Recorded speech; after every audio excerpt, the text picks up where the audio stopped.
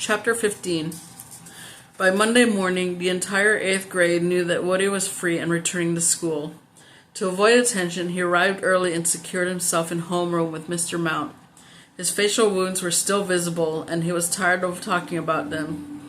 On the one hand, he was embarrassed by his arrest and legal troubles, but on the other hand, he was thrilled to be back at school with his buddies. And if the girls wanted to smile and say hello, that was okay too. Several times during the morning, as he was once again welcomed back, he said, "Yeah, Theo got me out." Theo wanted no credit whatsoever. He had helped a friend in need, something he would readily do again. He was delighted to see Woody smiling. They had hit the books and hard over the weekend, and Woody seemed eager to catch up. Their teachers, Madame Monique in Spanish, Miss Garman in geometry, and Mr. Tubcheck in chemistry, and of course Mr. Mount in government, acted as though Woody had never missed a class. Each quietly offered to meet with him after school for extra tutoring. At lunch, Theo and April Finnemore bought a sandwich and sat together in the playground alone. They had not spoken much in the past few days. Theo had been so preoccupied with Woody's bail that he had neglected her. April was a quiet, shy girl from a troubled family, and she needed Theo's attention. She was different, a loner who enjoyed reading and painting. Her style of dress was whispered to be artsy, and she cut her hair short. She had a few girlfriends and didn't want any. The other girls were too busy staring at their phones, gossiping about one another, and April considered them to be airheads. "Did you really get him out, Theo?" she asked. Theo rarely bragged. His parents had taught him to be humble and let his actions speak for themselves. Nobody likes a braggart, his father had said many times, especially around the golf course, where big talking was not unusual. But with April, Theo felt secure. She would never repeat anything, so she took a deep breath and replayed the entire story. Monday afternoon brought the required visit to see Uncle Ike.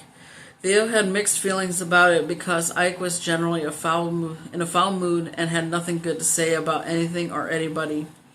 He was a lonely old man with a few friends with no family. His wife divorced him long ago when he went to prison, and his adult children were far away and too busy to call. But as Theo grew older, he began to wonder if Ike was as unhappy as he let on. He played poker at least once a week with a group of retired lawyers and cops. He knew more courthouse gossip than anyone. He was in a weird book club and had read only biographies. Elsa had once dropped the hint that Ike had a long-time lady friend in another town.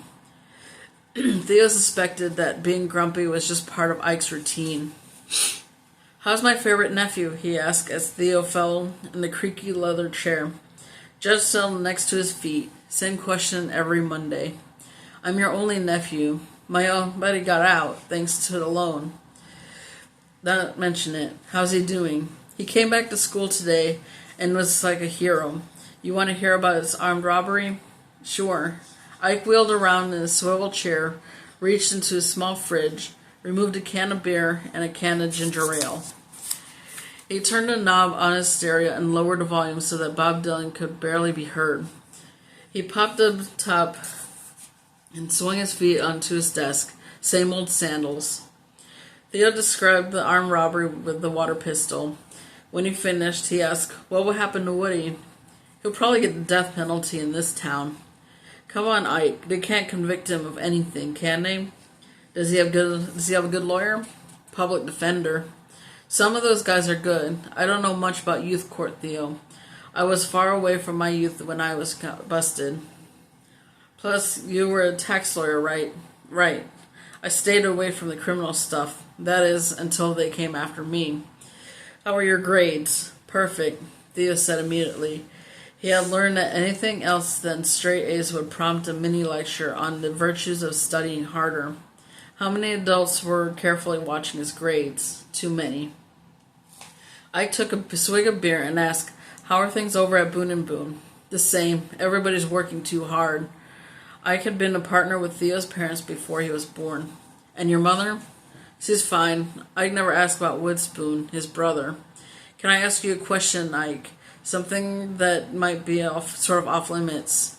Maybe. What's it about? A long time ago, you got into trouble. It's not something I talk about. I might explain things one day when you're older, maybe not. Okay, I'm not asking you about what you did wrong, if anything. My question is this. Did you have to post bail to get out of jail? I took another drink and studied the ceiling fan for a long time. Theo was suddenly worried that he had ventured into forbidden territory. Ike said, my situation was different. I knew the police wanted me, so I went with my lawyer down to the station. I was photographed and fingerprinted, all that jazz, and placed in a cell for about an hour. Then I was released on personal identification, so no, I wasn't forced to make bail. Bail seems so unfair. I found an article about it online. This legal scholar wrote that people with no money get stuck in jail for crimes that are not that serious. Shoplifting, bad checks, small drug cases, expired driver's license, stuff like that. This is while they are presumed to be innocent and long before they can go to court. A lot of men lose their jobs, and a lot of mothers are separated from their children just because they can't make bail. He's right about that. It's been a problem for a long time. Did the scholar offer a solution? It's pretty obvious. Cut out bail for small crimes and let people go home. He says that virtually all of them will show up for court anyway. Keep bail in place for those charged with violent and serious crimes. And you like to read stuff like this? Yes, I do. Most kids your age are reading comic books or playing video games, and you're reading about problems with our legal system. Ike was amused and took another sip of his beer. Yes, and the more I read, the more problems I find. Our legal system is pretty good, Theo.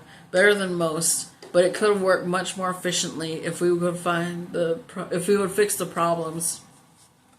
Bail reform, long prison sentences for nonviolent guys, mass incarceration, wrongful convictions, electing judges. I'm finding all kinds of stuff about how messed up our system really is. It's depressing, Ike, especially for a kid who wants to be a lawyer. So what are you going to do about it? I don't know. I'm only 13, and my parents will not let me go to law school until I finish college. Sounds cruel to me. Worse than cruel.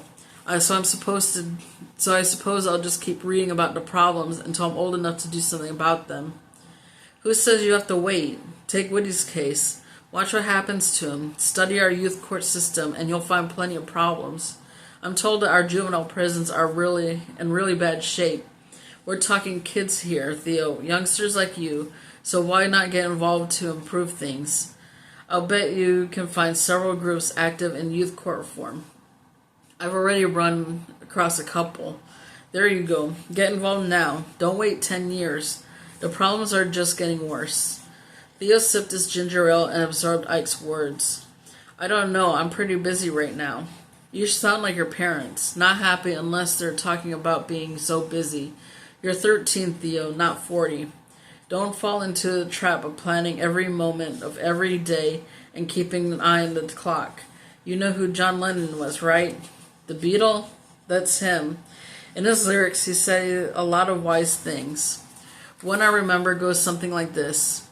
Life is what happens to you while you're busy making other plans. Get it? I guess. If you see a problem, Theo, think of a way to fix it and do it now. Don't spend all your time making plans. What are you trying to fix, Ike?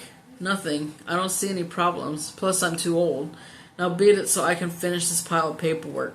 See you next Monday. And that's the end of chapter 15.